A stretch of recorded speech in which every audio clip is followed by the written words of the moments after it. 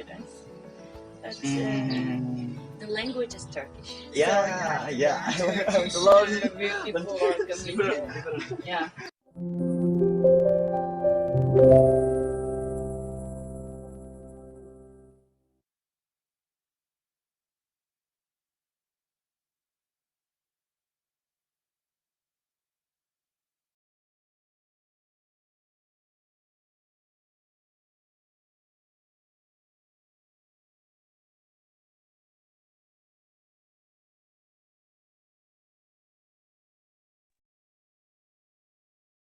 Assalamualaikum warahmatullahi wabarakatuh.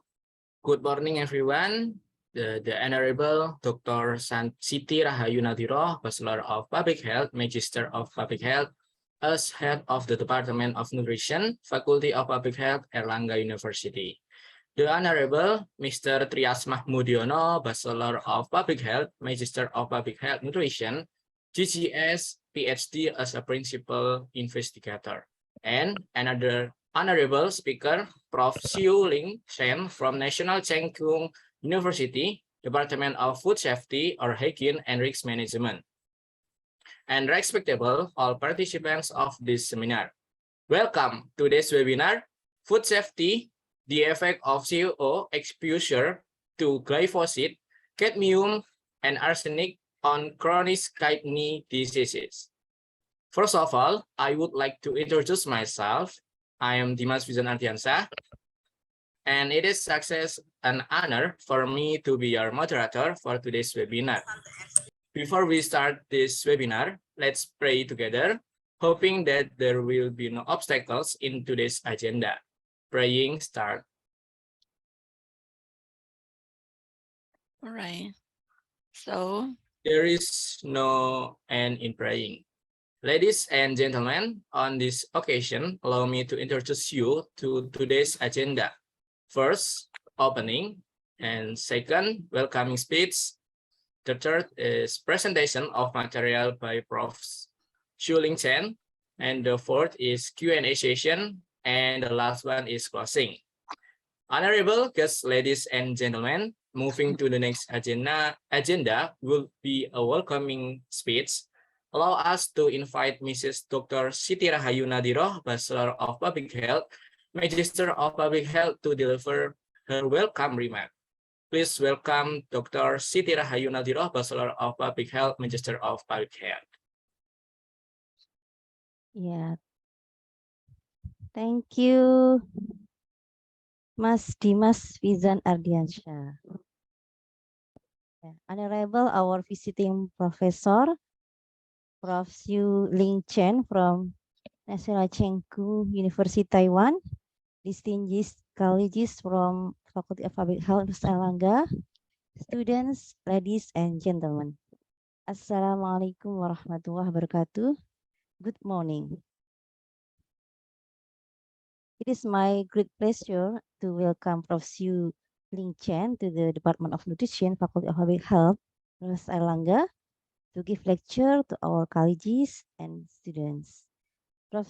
Siu is an adjunct professor of the Department of Nutrition, Faculty of Public Health, University Erlangga, and the lecture today is part of Public Health University Erlangga Summer School. For information, our department offers two topics during the summer school this year. First is food safety, the effect of co-exposure to glyphosate, cadmium, and arsenic on chronic kidney diseases that ongoing this morning. The second is transition in Japanese cuisine, washoku and health, that will be held on 5, 6, 7, and 28 September. And the speaker is also our adjunct professor, Prof. Masaharu Kagawa from Kagawa Nutrition University, Japan. I'm glad the first forum happened this morning. So thank you so much, Prof. Siu Ling Chen, for your willingness to share knowledge and experiences. This is the second year our staffs in Department of Nutrition have collaborated with National Cheng Kung University, especially with Prof. Siu, and hope this collaboration will continue with the same or different aims in the form of summer course, joint research, joint publication, joint class, or others. Moreover, especially for Dr. Trias as the PIC of the lecture and all the committee, you are all amazing. We thank you very much for your hard work so we can make this summer course lecture happen and be successful. Today's topic, food safety, the effect of co-exposure to glyphosate, cadmium, and arsenic on chronic kidney diseases is very important and interesting topic. So I request all the participants to take part in the lectures that we have come up with for the next few hours. Finally, I would like to thank and acknowledge all the participants and the support team who make this summer course lecture a truly successful one. I wish everyone a successful and fruitful lecture and discussion. Thank you. Wassalamualaikum warahmatullahi wabarakatuh. Thank you very much, Dr. Siti Rahayu, for your delightful speech. And now we are moving to the next agenda, which will be attendance session for all participants. There are 2 attendance forms. The first link will be shared in the room chat during the material by speaker, and the second link will be shared in the room chat at last season before closing. All of the participants must fill the attendance to get a certificate. Okay, ladies and gentlemen, now we switch to the webinar sessions.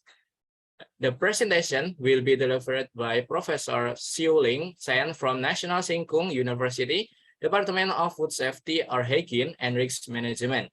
And before the presentation begin, I would like to read Prof. Xiuling's profile. Maybe the committee can help to share the Prof. Xiuling's profile.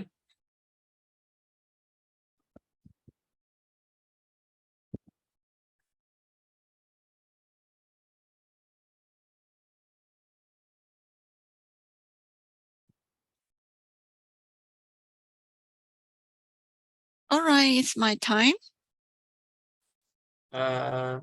Wait a minute, Prof. Xiuling. I would like to read a Professor Xiuling's profile. Is it okay or no? But now I'm sure. Oh, okay. I stopped to share myself, sharing myself, right? All right, thank you. Okay, our beautiful speaker today, Prof. Xiuling Chen, is Professor of the Department of Food Safety or Hygiene and Risk Management, National Cheng Kung University. And we can know that from the profile that Professor Xiuling academic background in National Cheng Kung University. And Professor Xiuling expertise or specialties are risk assessment and management of toxic substance. And the second one, food safety and risk assessment, biomonitoring. And the third is sampling and analysis of environmental and occupational trace pollutants. And the last one is environmental and occupational health. Since we have such an amazing speaker here, why don't we say hi first to Prof. Xiuling? Hello, Prof. Xiuling. How are you today, Prof? Hi. How are you today, Prof? Is Yeah. it good or? It's good. Yeah. Okay. Yeah. Are you ready for webinar today, Prof? Yeah. So I can share my PowerPoint now. Yes, please. Okay. Okay. So, Prof. Xiuling, you may begin your presentation. Okay. Thank you for the introduction of today's moderator. And until now, I just know this is seminar, and for PhD student or maybe some master or graduate student. I think this topic is I deliver it to the doctors in our hospital because my major now I'm located in medical center, so it's many patient in and patient out. So I really care for food safety. It's my major, right? but I want to link it with disease. Okay, in public health, we always want to prevent the happen of the disease. So we try to initiate many policy, many strategy to prevent the disease. However, when disease has disease, how can we do? Okay, it may be worse quickly, or it can recovery. How can we focus on food safety to help to delay or to help this patient go to recovery, not to death?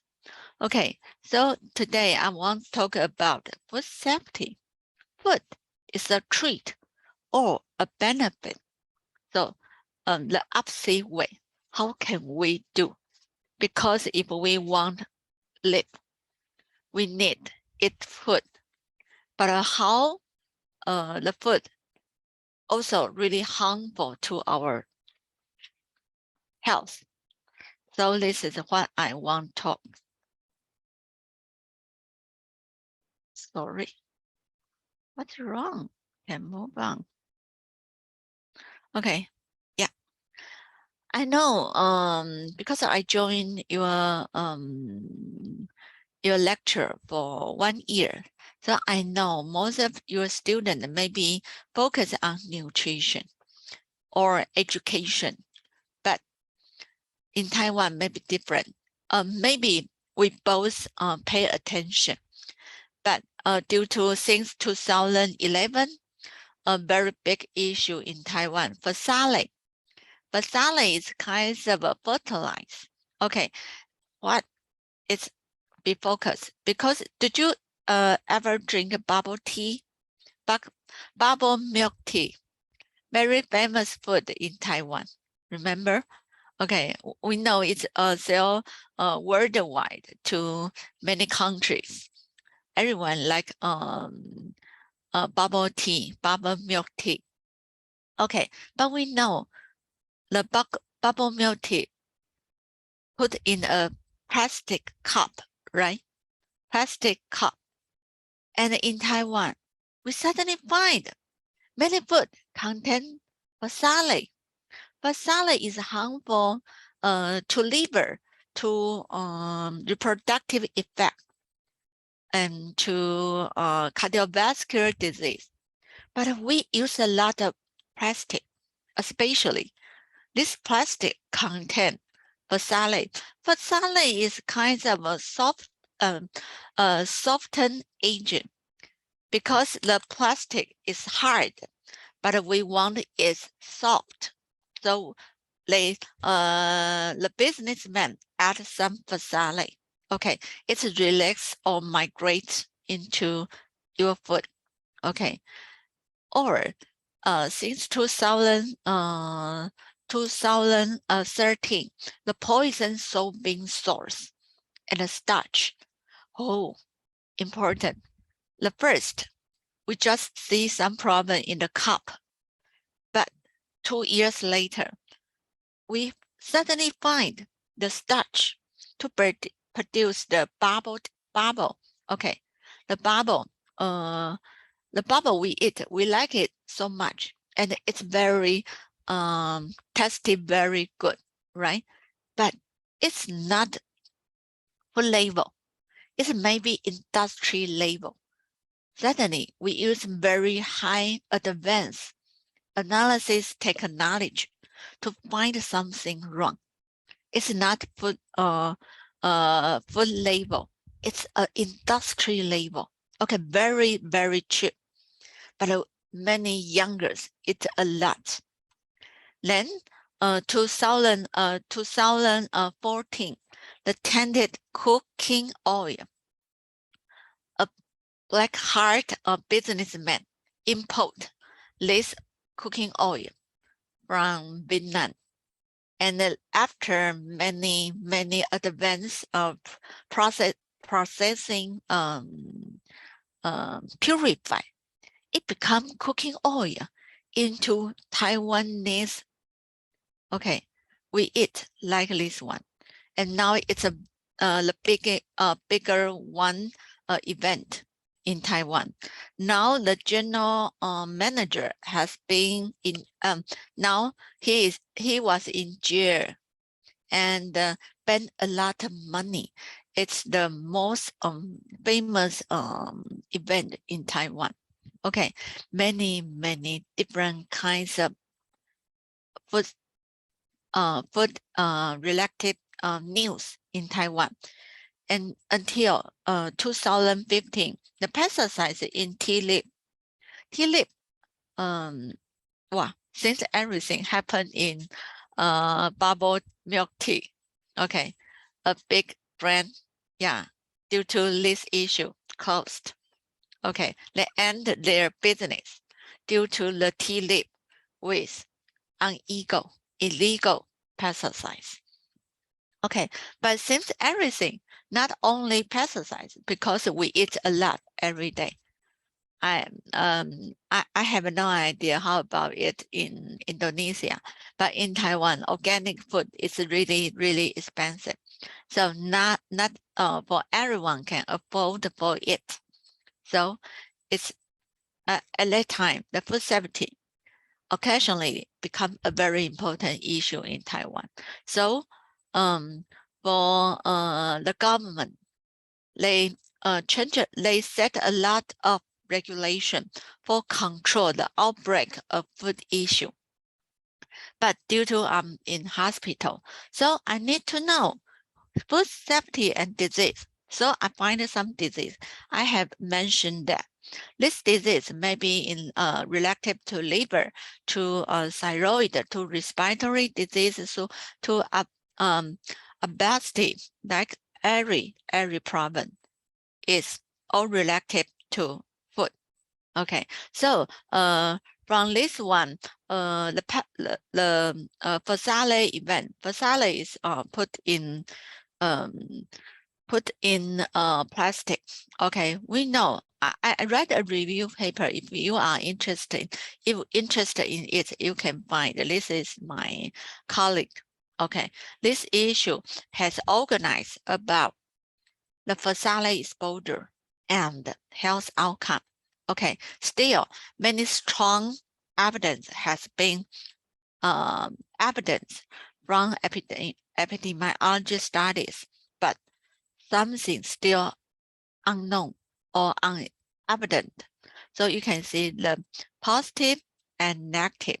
Okay, and from that, I suddenly find many eating food is related to kidney, related to renal function. Okay, then due to this finding, I started to find some exposure from food maybe related to this disease. So I find pesticides is important, and heavy metal. Heavy metal in especially in some food, this cultivated from the soil, from the farm, because many metal emit from the industry and emit into the farm. But no one knows that. So they're using the soil to plant our vegetable, our fruit. So it will harmful to human health. This is the pesticides amount of pesticides usage in Taiwan. So just to 2017. So we can see the increasing trend was found in Phthalates. Phthalates is is one of pesticides. This is the first the top one user is to the degrades. Okay, not due to the herbicides, due to some insect. No, just for the grace diet. Okay, the pesticides, the most abundant, increasing abundant is glyphosate. Glyphosate is the construction of the glyphosate. We can see the P. P means phosphorate. Phosphorate is the most important component to for these pesticides. It's the most abundant usage is for genetic modified glyphosate resistant crop. Okay, so if your country allow GMO food, then you will use a lot of glyphosate. Okay, but in Taiwan, we ban GMO food planted in Taiwan. How it's still used? Because the farm is very intelligent, very smart. They find the glyphosate can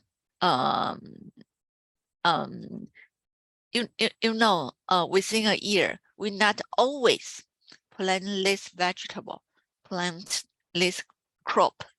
So due to the farm free, they using glyphosate to be grace resistant to kill this grace. Okay, so we using a lot of glyphosate in Taiwan. So it's about 25% to using this as pesticides.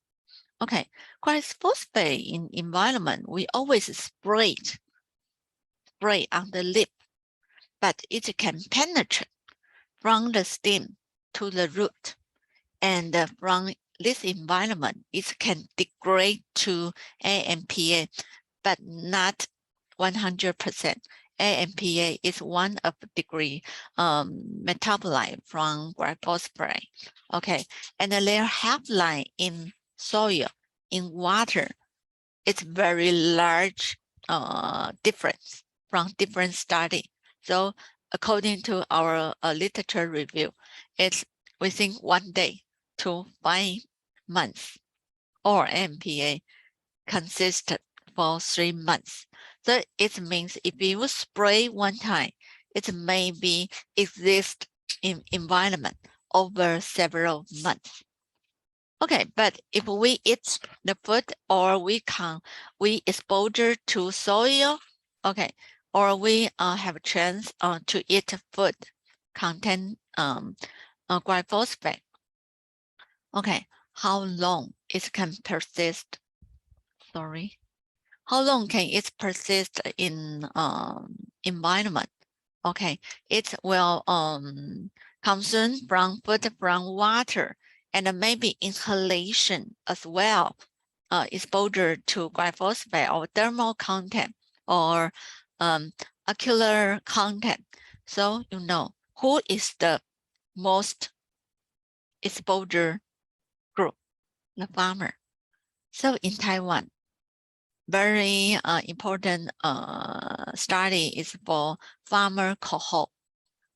Because we are public health, so we know what's cohort, right? We collect over 1,000 farmers to follow up their pesticide exposure and want to follow up their disease in future. This is the maybe second year of this cohort. Okay, but how can we know they're really exposure? We can detect, because my major one is for biomonitoring. So we can measure their exposure from urine. It's easy to get the urine sample, right? So why we focus on glyphosate? Because glyphosate, we know the usage, the quantity, the amount is really high. Another reason is that glyphosate, occasionally maybe they are carcinogen, but in United States, they allow to using glyphosate. But in Europe, they are really curious for that. as well in Taiwan. We follow the European. Okay, so we not really want the farmer using a lot of glyphosate. Okay, so the second reason is that I know that they harmful to renal, to kidney. So we can find from animal study, they can see if they exposed to a lot of glyphosate, the renal fibrosis increasing. Okay, from different study, from different pathway. So we know glyphosate is very important for the kidney disease patient. Okay, so since that may be carcinogen, okay, and there may be harmful some spatial organ. So we need to know if we collect their urine, how long of the half-life of this glyphosate in urine, maybe 10 hours. Okay, if I exposed to glyphosate today and next day, it's at least 50% has been metabolized. Okay, so their half-life is really short. Okay, another, we also find glyphosate and the metal on renal function maybe have some synergistic effect. Due to that, we can see glyphosate to renal function and some metal, this metal, lead, cadmium, arsenic, okay, as well harmful to kidney. So how about its exposure combined together? Because I have mentioned that this metal also abundant in the soil, in the farm. So farmer have a chance to expose both of them. So I try to initiate this thinking about the co-exposure. So this is the first paper I published last year, 2021. Okay, the effect of co-exposure to glyphosate, cadmium, and arsenic on chronic kidney disease. Because we don't want to know the acute kidney disease because it can recover. But for chronic, their process to the end stage is really long. So I need to know for this patient, how the importance of exposure to this contaminant. So I designed a study. It's causational study. Causational can really know the cause relationship. But the first, I just want to know if in the case, the CKD, chronic kidney disease patient, and control is healthy population. I collect this paper from Taiwan Biobank. Taiwan Biobank is this sample and questionnaire was donated by some volunteer, but I need to match their age, match their gender. Okay, so I find some case and control patient, and I collect their blood, their urine to make sure their exposure, to make sure their EGFR. EGFR means glomerular filtrate rate. It means indicated the progress of their kidney disease. Okay, and I also interview their dietary patterns. Then I finish the risk assessment to evaluate the correlation among this factor. So this study is a success study because I just collect 155 patients. Okay, this is demographic data of them. And another important, I collect their CKD stage. CKD stage means healthy, and the large one means the worst. stage 5, it means it's almost a final stage. Final, they will go to the urine renal dialysis. Okay, and the exposure indicator, a glyphosate and a MPA, arsenic, cadmium, and lead from the urine, from the blood, and the kidney function. I collect their EGFR. EGFR if over 19, it means you are health. Congratulations. But if you lower it down to the 60 means you start your disease journey. So if you fall to the 45%, it means, well, you need pay a lot of attention on your kidney. Okay, another factor is creatinine in urine. Creatinine in urine means your metabolite from your body waste. Okay, so creatinine in urine in patient and in healthy population is different. So the first, because I don't show all the data, so I just show you the important data. So from here, we can see, many significant correlation. Okay, it's R, it's a correlation coefficient. Okay, it's R, so means the kidney exposure is related with other exposure. So it means, yeah, maybe some co-exposure happen together. Okay, but if we can see this exposure relative to EGFR means, yeah, the function of the kidney. So we can see it's negative. Negative means what? High exposure, lower EGFR. Well, I got it. It's very efficient, we can see. But in different CKD stage, I have told you that CKD stage higher means what?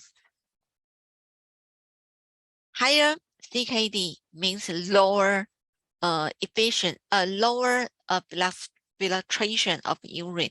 So it's versus kidney function. So from here, we can see in the CKD stage high, so it means high phosphorus. So we can see the trend test. We can see the positive, the increasing trend. So we can see glyphosate and the kidney is the top 2, the important exposure relative to CKD stage. So we're using continued data and a logistic regression to see the odds ratio. Odds ratio of EGFR decrease by glyphosate, MPA, and other exposure. From here, I deliver it to 2 model. Model 1 is I separate it into EGFR 60 and the EGFR to 45 different group. Then we can see if EGFR set at 60, we can see the kidney is important.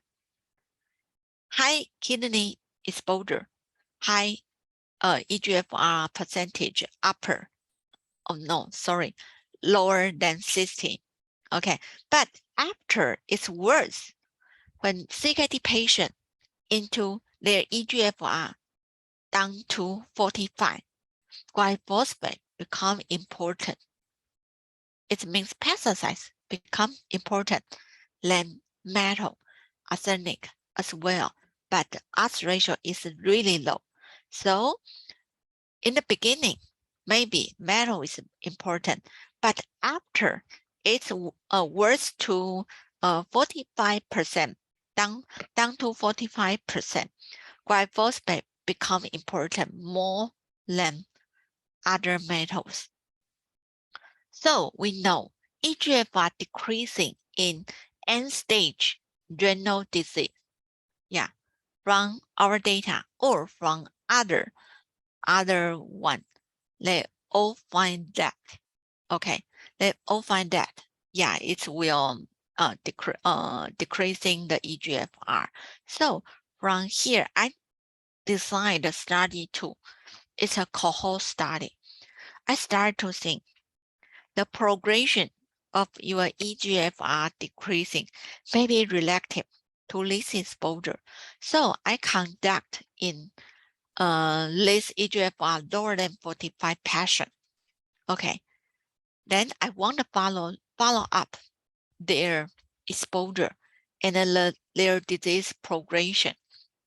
Okay, this stage I collect 92 patients, but until now I just follow up for maybe 6 months now, 6 months. So now I collect their urine for twice. The first measurement, recruit, and the second to follow up. I collect their blood, their urine, their drinking water as well questionnaire.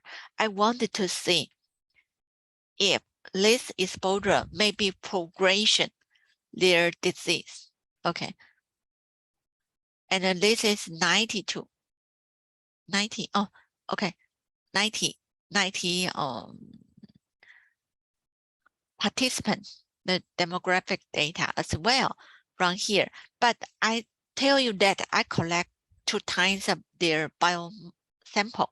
But from the stage 1, stage 2, it's the interval about 3 months. 3 months. But from this data, arsenic, cadmium, I don't see the difference, but it's not really stable. For example, arsenic, stage 1 is 90, stage 2 is 124. Okay, but the biomarker of kidney function, we can see stage 1 and 2. Hey, until stage 2, it's become higher compared to the stage 1. Why? The renal function, kidney function, suppose it should worse, but why it's increased?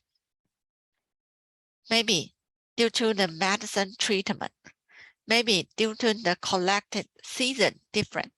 Okay, you know, if your renal function in summer and in winter, what's the difference? In summer, the kidney function may be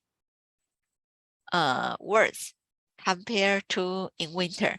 So it means the renal disease may be more serious compared with other Western countries due to the hard season always, especially in Indonesia. You don't have winter, right? You just have rainy season. So whole year, you always stay in high temperature. Okay, as well in Taiwan also, this summer is really, really hard compared previous. So I'm so worried that many diseases will become worse in this hot winter. Okay, but I just tell you that EGFR stage 2 more easy compared to the stage 1, but this will be the limitation or a discussion or confounding factor in future analysis. Okay, then we can see I separate into 2 groups. We can see group arsenic exposure. We can see the exposure may be lower in the second, okay, and to follow up, we can see the kidney exposure 2 times.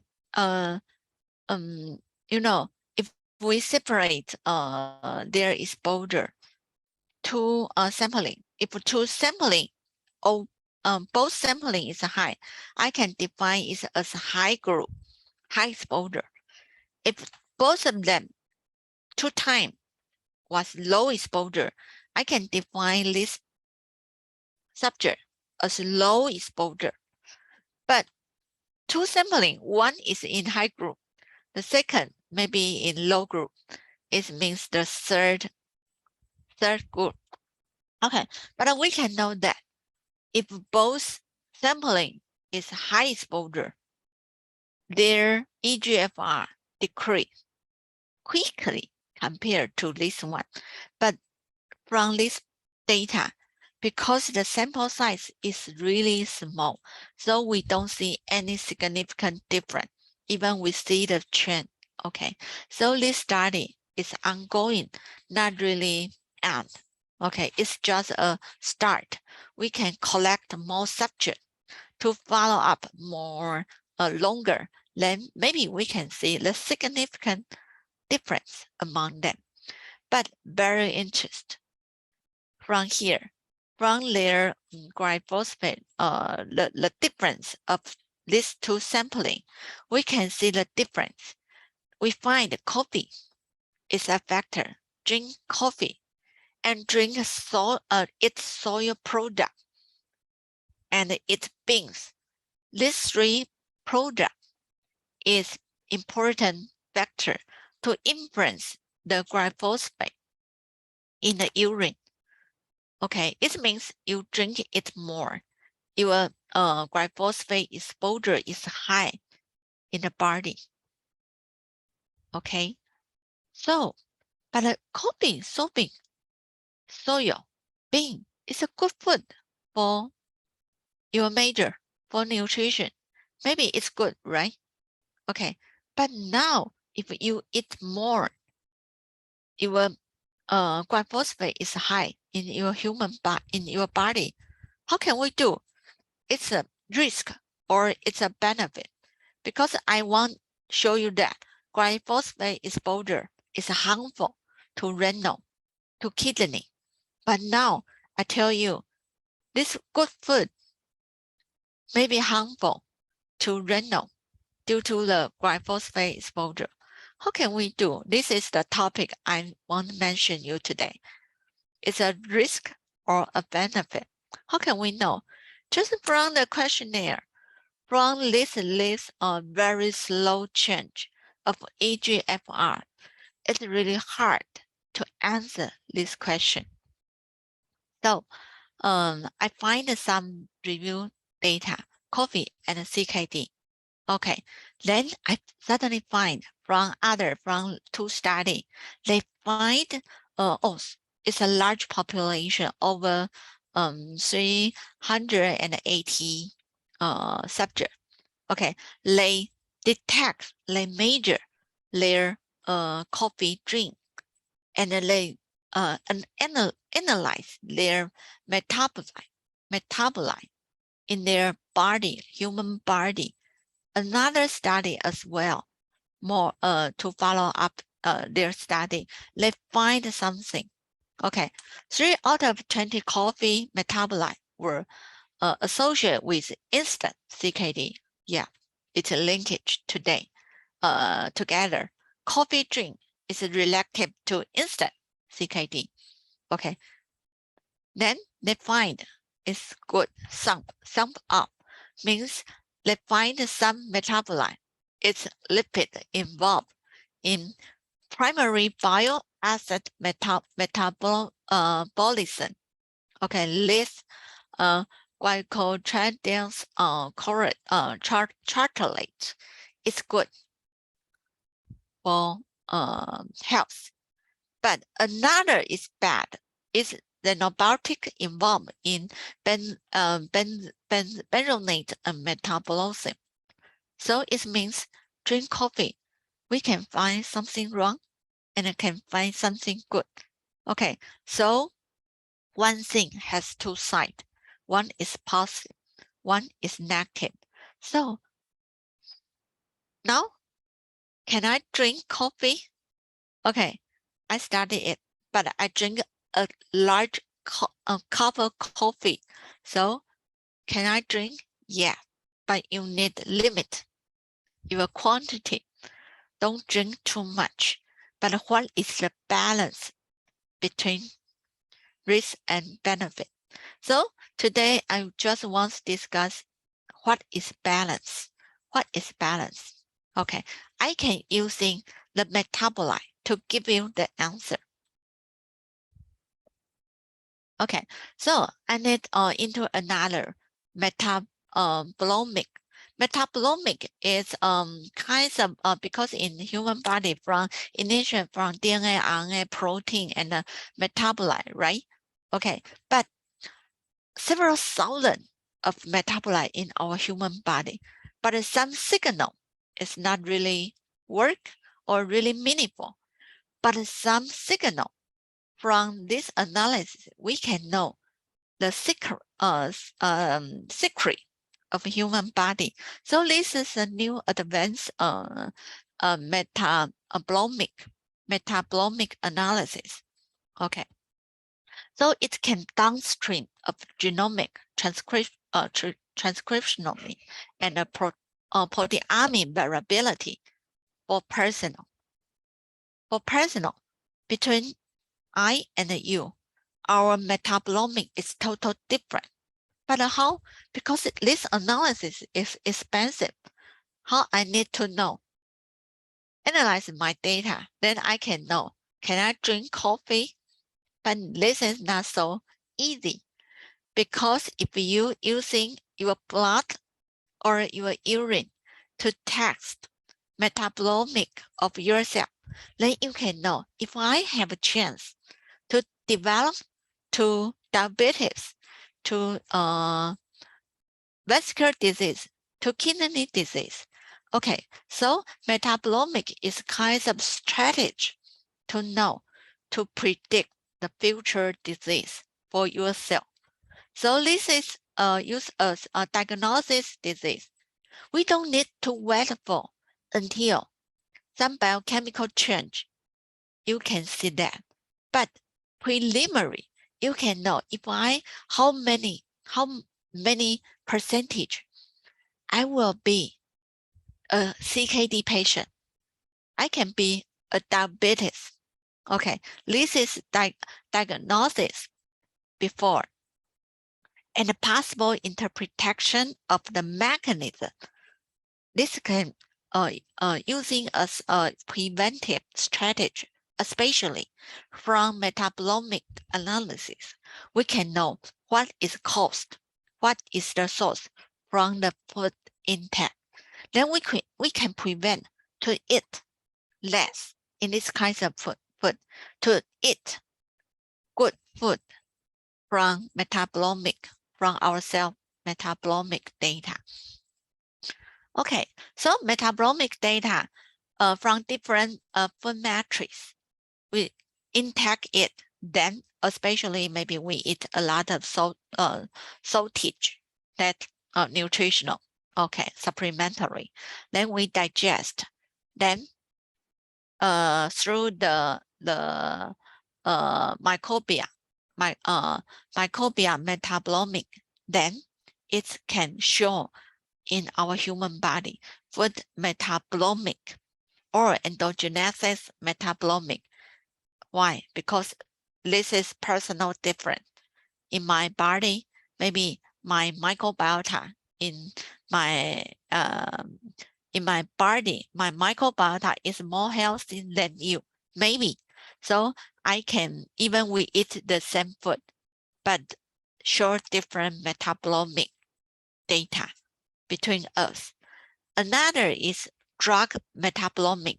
Due to the drug intake, change their metabolite. It's possible. Or the pollutant metabolomic. You inhale the dirty air, it's also change the metabolomic data of your cell. Okay, it's totally different. So you can see this word is very fantastic, very variety between among all different persons. Okay, so I wanted to know the role of metabolomic in risk assessment, because you know risk assessment is my major. So I wanted to know some exposure. maybe from food, maybe from air, then internal dose, then to biological effective dose, and into the body, then alter the structural function, and to finally some clinical disease. So I need to find some sustainability biomarker to in this pathway. So metabolomic is in this pathway. Early biological effect we can detect from this. Okay, so I want to combine together diet and the metabolomic. So it can adjust from farm to human, because from farm I know the pesticide exposure, right? So it's from farm to human. Human is from microbiota. Microbiota is for personal. Okay, it can change personal. So this is a very complicated pathway from food, from internal food processing, from different microbiota in our cell. So another, I want to discuss diet and pesticides. Okay, in Taiwan, most of pesticides is organophosphorate, especially in some special vulnerable population for women, for adult, for infant, for adult. So I need to I need to know a lot of gut microbiota. Okay, I need to know any influence on mitochondria. Okay, and finally to disease. So this year I try to figure out the toxic of organophosphorate. So organophosphorate, I need to find some effect. So I maybe OPP is organophosphorate, inversely inhibit ACHE. It's kinds of a transductives.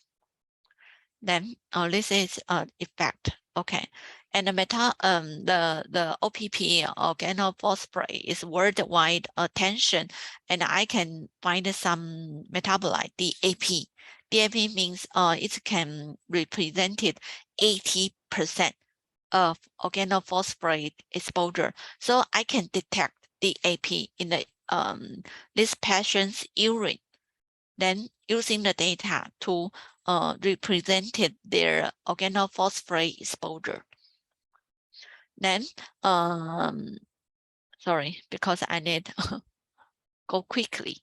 Okay, then in vivo study, organophosphorate and the renal function has been improved in some very limited in vivo study. Okay, then involve necrosis, involve ROS generation. Okay, so I need to know the pathway between OPP poison disrupt renal function. Okay, from oxidative stress. Okay, so I want to know from the paper has many few no, not many, very few study mention it. Okay, they using the serum metabolomic. They collect their serum. The sample size only 4. The sample size only 12. To collect this data to prove how the OPP exposure, the pesticide exposure influence the metabolite, influence the metabolomic. Okay, so we can see this may be from energy, enzyme, and vitamin. Others, this 12 is from different pathway to influence their metabolite. Okay, so the renal function advanced in 2019. They find 5 metabolite. You can see that in from CKD1. Non-CKD1 to CKD5, we can see very clear trend result to show this metabolite, this 5 metabolite is really can to be a diagnosis, or no, to be a very important metabolite to highlight the stage of their CKD. Okay, so this year I try to find some CKD patient, collect their sample, a biological sample, to detect their OPP exposure, their exposure marker, their organophosphorus exposure, and then I detect their on-target metabolomic measurement for this patient to know their personal metabolite.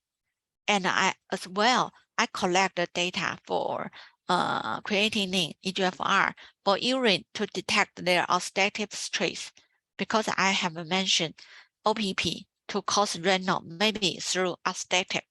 Okay, so I collect one, I analyze one DNA effect, oxidative stress. Then the daughter questionnaire. This paper just this study just started now this year, so I don't have so many data, but the preliminary result, I find 10 case and 10 control, the health population and the disease population, to collect their urine, to analyze their metabolomic, and we find some data here. Only 20 subject for CKD and control. We can see. Can you see this group is very, very clear. The red is case. The control is blue. Okay, it means the metabolomic in case and in control is total different. Cost very clear. So it means we using metabolite. It's really it's very efficient to find the passion. Okay, and I as well I find two compound. This can be a very good indicator to find the subject, to find a CKD patient. Okay, morpholm 3 gluconase and brimine. Okay, it means if we can precursor to find some passion, maybe you have a chance to develop to the serious kidney disease. Okay, so this pathway, I also combine many data bank, international data bank. I find the bile acid biosynthesis and steroid hormone biosynthesis. These two pathways has very clear to identify from control and health, from patient and health. So another I wanted to discuss about the intestinal microbiota. Because you are really young, you're not really taken the microbiota. Microbiota from it's kinds of nutrition supplementary. Okay, I want to change it because this pesticide can change our can damage our intestinal. Then our microbiota change. Then they can survive very well. Some beneficial microbiota can survive, so they died. So we eat a lot to fix it. Okay, this is our intestinal. And it's got mucosa harmful by these pesticides. Then we can detect in different organ. Okay, it's influence different organ. Okay, influence fault shortage, colonic inflammation, or we can damage our liver. Okay, and other different symptoms. But I need to mention you that the gut barrier is important. It's influence from early to elder, especially. My colleague is investigate Alzheimer. Okay, you know, it's very important for the elder person. Okay, Alzheimer. So we developed many. We know a lot for gut microbiota. Okay, to prevent many diseases when we get older.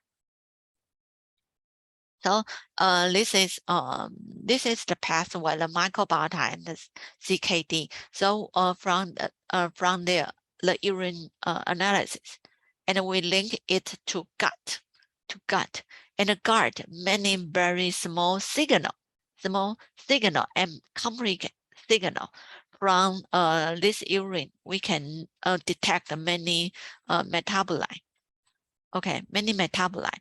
It can link to gut bacteria, and we also collect this metabolite and link it to the brain, to the heart, to different disease. It's very complicated and very, very interesting.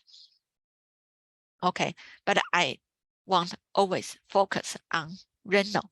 So this is this year. Sorry, this year I try to link it with CKD. So this is the circle, visual circulate. Okay, from urine to gut.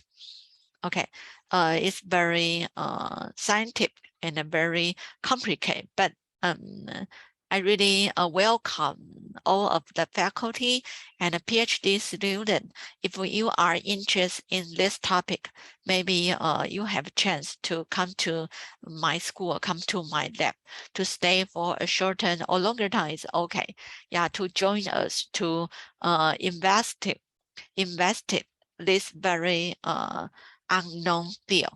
Oh, okay, this unknown field about gut microbiota and a link to many immune system.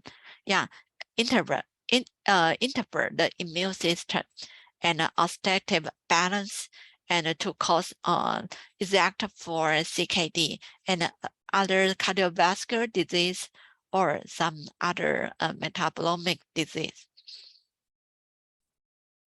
Okay, this is too complicated, and maybe I need more quickly. Okay, this is this year my student study. He designed from gut lumen and circulation and to an organ, and especially they want to detect the different microbiota and metabolite. Then they to discuss the ROS, the role of ROS and the immune system. Okay, then they want to know how the influence to the kidney disease. Okay, sorry, I moved to the study design. So one of my master degree student, also collect CKD patient. Okay, CKD group into case and control. Okay, case and control, they collect their fecal. This fecal will detect their microbiota inside in their fecal. Okay, and collect their urine to analyze the on-target metabolomic for personal. Then link it together. Oh, we're using artificial intelligence analysis. Okay, AI technology to help to figure out the correlation. Okay, the correlation in future, the application we can develop or design for special person, design their microbiota, their microbiotics, yeah, to a shortage, then implementation into this patient for treatment. Okay, so this is for personal design. Okay, this can be a commercial model, but this year is only the start of my study, but many doctors, maybe they are interested in this one. Okay. Finally, I have told you that the PM 2.5, because the air pollution in Taiwan is serious, especially in winter. Okay, the PM 2.5 also reactive to CKD disease. However, it's also related to immune response. Okay, the pathway seems overlap with the dietary exposure. So how can we combine it together? This is another PhD student wanted to discuss it. So we collect many data from PM2.5 and CKD. As well, we know many factors of PM2.5 through oxidative stress will cause a CKD disease. So this is the pathway we wanted to discuss.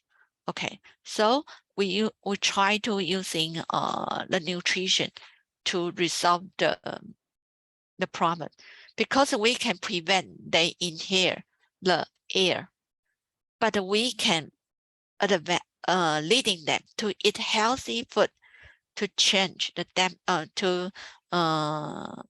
to list the damage. Okay, so this is another thinking. How can we using the dietary to change their air pollution effect? Okay, so another other study have tried to using fish oil to help them to reduce the effect. It's workable. So if they can eat fish oil, okay, they maybe can eat healthy food to help them. So this is what our thinking. So the first step, this is the second year of the PhD student. So the PM2.5 and adultery, we wanted to know, is there any slightly influence? So we detect their metabolite in their body. And we also measure their PM2.5 data in their house. We want to know the difference. Okay, we wanted to know, can it's being changed. Okay, the metabolite between exposure and non-exposure. Then we want to give them some intervention for the dietary eating. So intervention, if I give them intervention for 2 months, what happened? Okay, dietary intervention. This is the second part, but now we just now still in the first step. So I want to try to using the mediator to explain the result. So metabolite pathway is a mediator, and the compounder, other compounder adjust, then we can know adverse outcome, not first outcome, adverse CKD outcome. So this is another, maybe we also can link old model into diabetes and metabolomic as well. This also can this model can also apply for dietary diet and metabolomic. Is the model can change. Okay, model can apply in many diseases. Okay, although some study has using metabolite level in different study, like type 2 diabetes. Okay, this is a meta-analysis. So if you are interested in it, maybe next time we can detail to discuss metabolite. Okay, like a tryptophan. Tryptophan is a very famous. Tryptophan is a very indicator metabolite in the human body. Okay, in different disease. So treatment, but treatment needs to using the metabolite analysis is cannot really detect in the biochemistry analysis. So if you are interested in it, maybe we can cooperate in future. And another, if you are really interested in computer science, we really need this kinds of technology in join us to analyze the big data. So try to join us in this part. Okay, thank you. Due to the time limit, so today I just want show you the limit study or some thinking about in my lab. This is in different stage. My student from Malaysia, this boy from Malaysia, and Rachel from Philippines. One is from Indonesia, a Rosita, but not in these photos. Yeah, my school, my lab, from different. Oh, this is Anna from India. Okay, they all come from different countries. So if you are interested in us, welcome to join us. Thank you. Thank you. Back to the moderator. Give a big applause for Prof. Suling. Thank you so much for your inspirable presentation. And I'm pretty sure that a lot of participants would like to ask a lot of questions, but don't worry. Now we come to the question and answer session. And for this session, if you have any questions for our speaker today, you may type your question in the room chat and I will read it for you. Or maybe if you want to ask directly to the speaker, you may raise your hand and unmute yourself after I call your name. Before that, I also remembering to all of the participants to fill the first attendance form, and the link has shared in the room chat.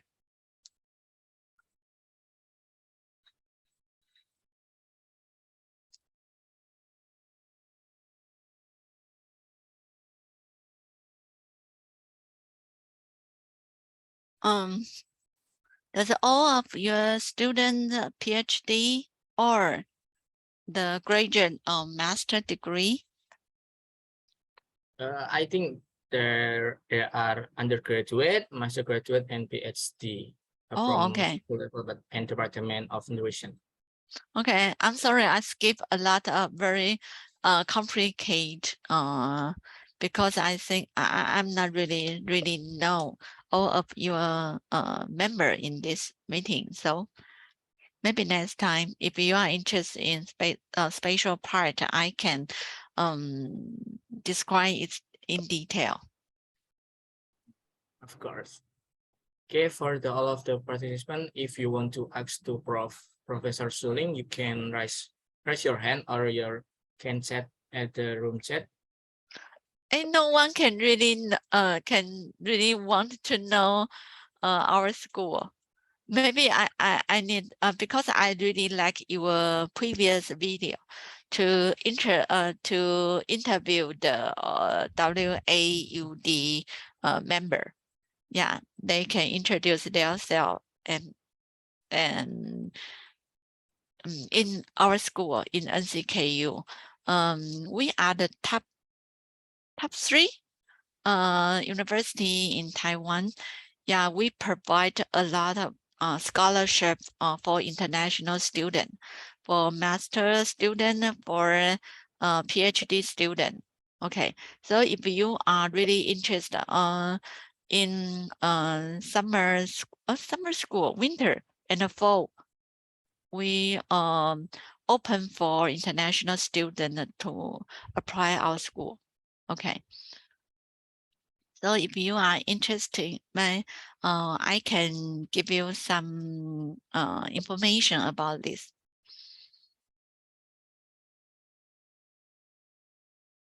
My background is our library, the old library. But now it's modern as a creative center for students.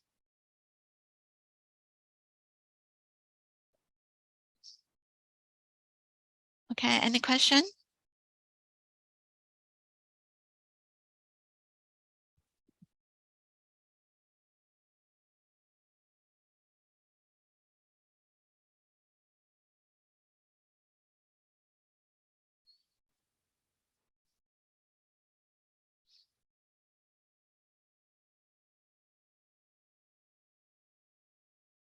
Maybe I want to ask to you, Prof. Suling, and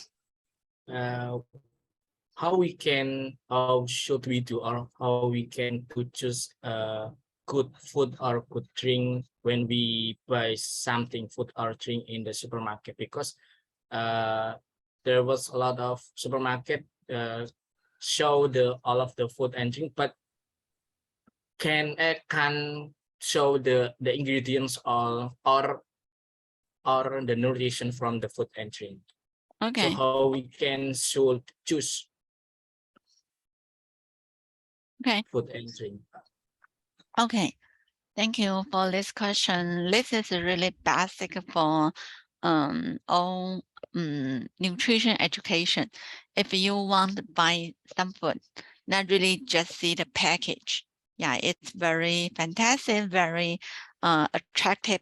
But if you can, because in Taiwan, the food labeling, okay, need including all nutrition items, including to announce if this food is allergic to someone, or if this food is GMO food, okay, genetically modified food, or if this food contain many food additives, okay, food additive. So if you can see the labeling, you will see, wow, so many information. Okay, so many information, especially food additive. If you see a lot of food additive, yeah, even a milk, maybe you can see, oh, 100% milk, then you are really familiar with that. You can buy this food. But if you see, oh, the labeling over half is writing, or something added in this kind of food, you will afraid that if I can eat a lot of food additive. So that is why in our government, okay, this we need transparency to put all information on the food labeling. If the package is really small, then there are a QR code on the package. Then you can screen the QR code into this company. Then you want your information will show on the QR code, in the QR code. That will it's kind of food traceable for the labeling for something you put in. But many outbreak, not outbreak, many pandemic issue is happened on the not really a big food industry. So in Taiwan, to build the trust is really important between the consumer and the food industry. Okay, so in Taiwan, maybe in future, the big food industry will be more friend due to the trust between consumer and them. So give you some reference, maybe in your policy in future, more transparency information will be put open for the consumer. Yeah. As well for some veterinary like cardiovascular disease, I ever did a study that using AI. What's AI?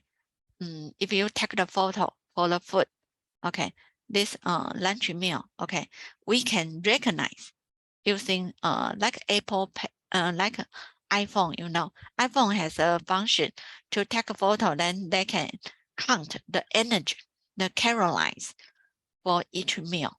Okay, but we are developing a picture can count the nutrition, count calorie, count protein, count starch, count everything, count over 100 nutrition items. Then it will statistic by the software.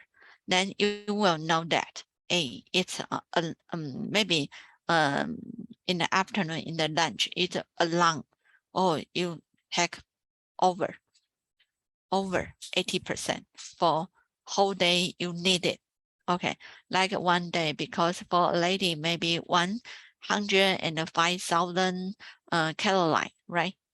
But if you over 80%, it will show along, hey, you eat too much. Then you will know, I need to control my diet. Okay, thank you. Okay, thank you for your informative answer, Prof. That okay, I have already a participant want to ask to you, and I have a question from direct message from Eka. Eka Ayu from Erlangga University. That thank you, Prof, for the material. I want to ask, how do we make sure our daily food is safe? Our nutritional needs also include in food safety. Yeah. The first question, make sure everything is safe. Not really. Yeah, even me, I just can make sure I don't eat something food because I like some food. I don't eat it every day, a lot. Okay, if you like eat egg, how many egg recommended by one person a day? One egg, right? Okay, but you know, in Taiwan, the food safety issue always happens in the egg. I'm not really know that, but the egg always accumulate a lot of pollutants in egg. When the marketing survey, we find something wrong in the egg. We always destroy a lot of egg. But unfortunately, if you eat egg, suppose I eat every day, but I have no idea. I have a chance to eat the bad egg. So this is why I say no food is safe, but it's how much you eat is the key factor. Okay, like eat something, but don't eat too much. It's the behavior will guarantee you are safe. Okay, and the nutrition need is a food safety. Actually, it's our inefficiency. Why? Because in food safety, we have our faculty include public health, include chemical analysis, include food science, but we lack nutrition. But almost 20% of students come from nutrition basic.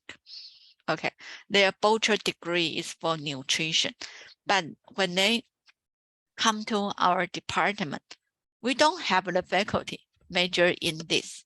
Okay, but they always said that, hey, teacher, I still wanted to insist on my basic.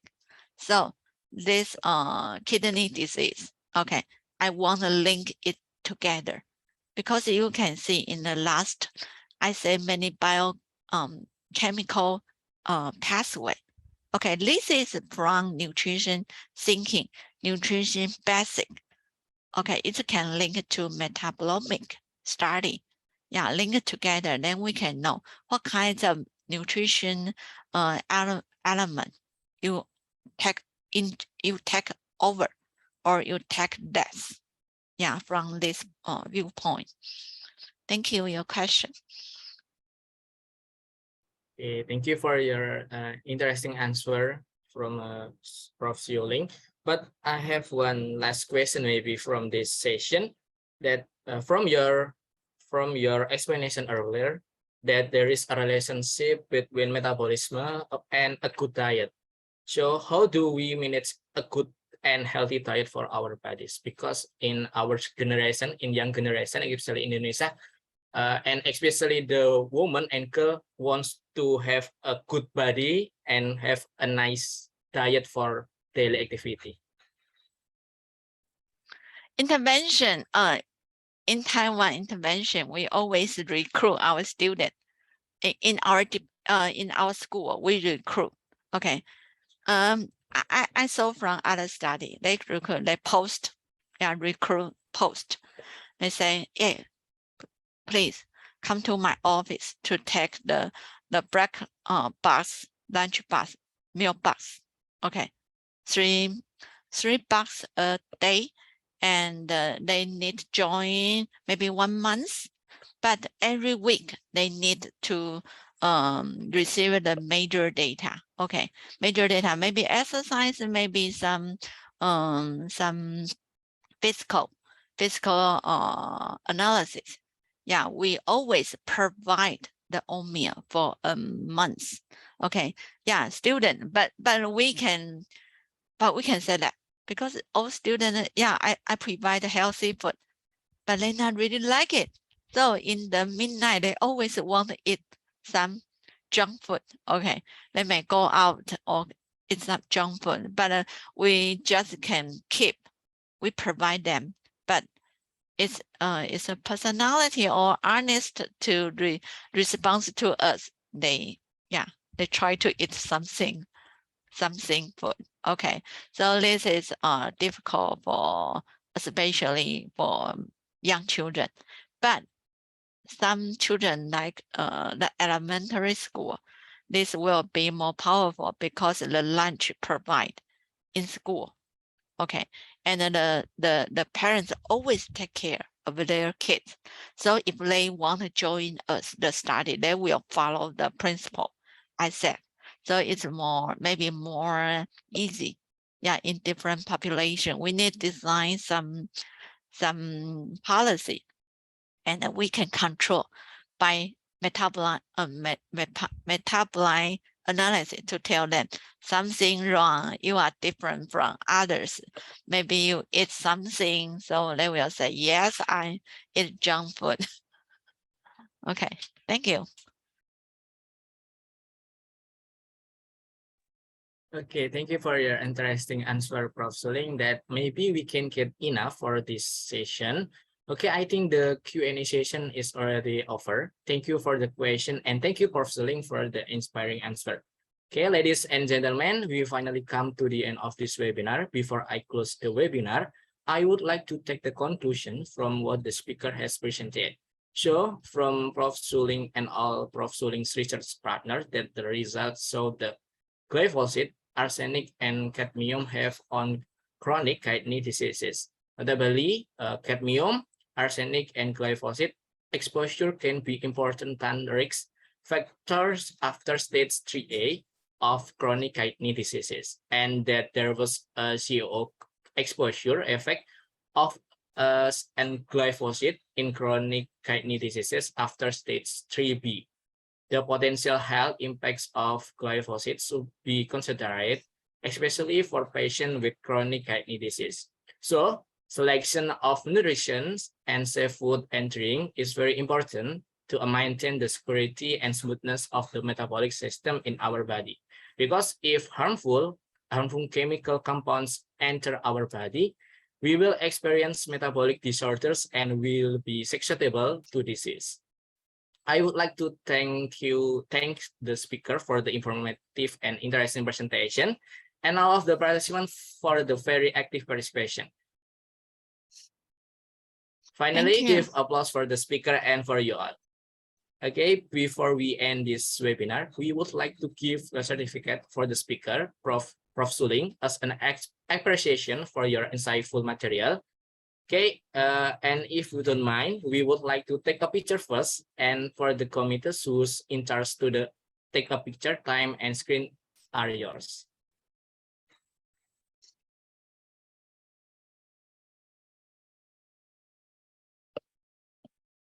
Thank you.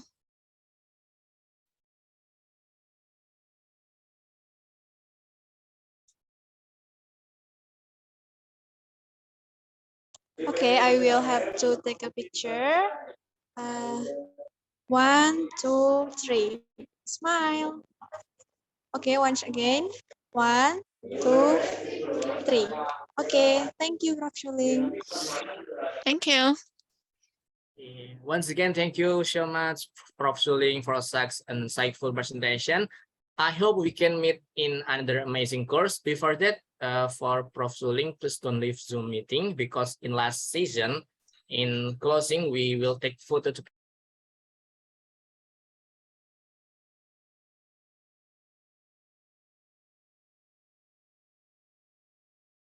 the link will be shared in the room chat, and all of the participants must fill the attendance to get a certificate.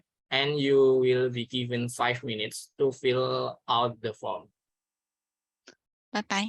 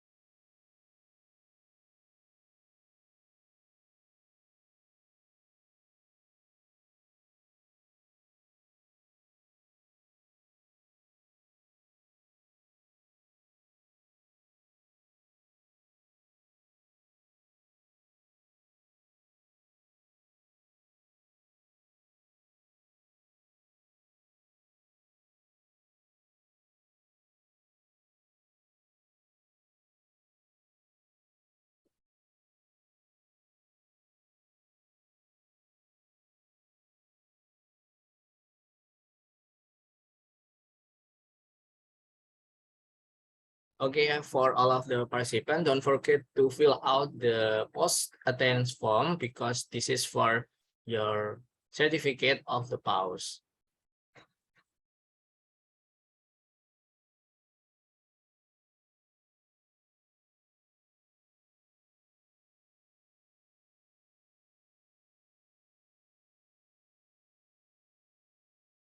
Okay, I think the time is up and everyone has filled out the post test or post attendance well.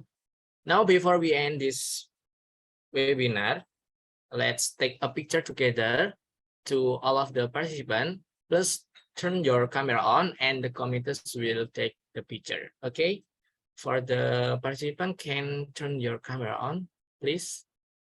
We will take a picture for documentation of this course.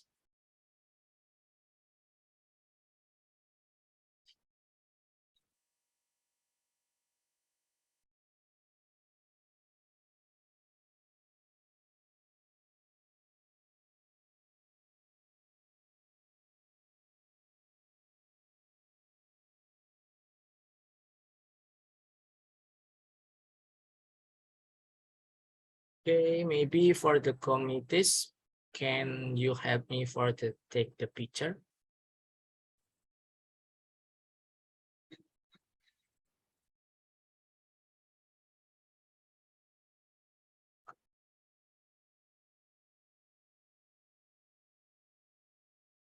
Okay, I will have to take a picture.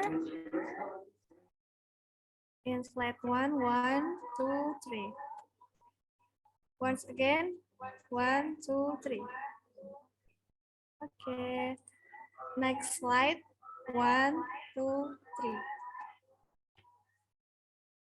Okay, the last one is 1, 2, 3. Okay, thank you. Okay, thank you for the committees. Okay, well, this is the end of our webinar. As the moderator, I would like to say thank you to the amazing speaker and all of the participants for coming here today. And I also would like to apologize if there were mistakes during my webinar. So thank you so much. Good afternoon and have a nice day. See you.